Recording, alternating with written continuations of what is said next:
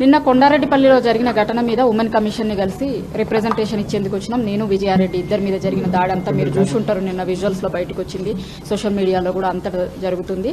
దానికి సంబంధించి రిటర్న్ గా కంప్లైంట్ ఇచ్చేందుకు మహిళా కమిషన్ దగ్గరికి వచ్చినాము. రిటర్న్ గా కంప్లైంట్ ఇచ్చినాము. దానికి సంబంధించిన ప్రూఫ్లను కూడా సాయంత్రం వరకు మేడంకి పంపిస్తాము అని చెప్పినాం. వీడియోస్ ఉన్నాయి మా దగ్గర, ఏవేవైతే వీడియోస్ ఉన్నాయో వాటన్నింటిని కూడా పంపించమని చెప్పారు. ఖచ్చితంగా ఉమెన్ కమిషన్ స్పందిస్తుంది, దీని మీద చర్యలు తీసుకుంటుంది అనేటువంటి ఆశ అయితే మాకుంది. ఎందుకంటే మహిళల మీద ఎక్కడ దాడులు జరిగినా కూడా ఇమీడియట్ గా గుర్తొచ్చేది మహిళా కమిషనే కాబట్టి, జర్నలిస్టులం అయినప్పటికీ కూడా మహిళలమే కాబట్టి మహిళా కమిషన్ స్పందిస్తుంది, దీనిపైన మాకు న్యాయం చేస్తుంది అనేటువంటి నమ్మకంతోనే ఇవాళ మహిళా కమిషన్కి వచ్చి కంప్లైంట్ ఇవ్వడం జరిగింది.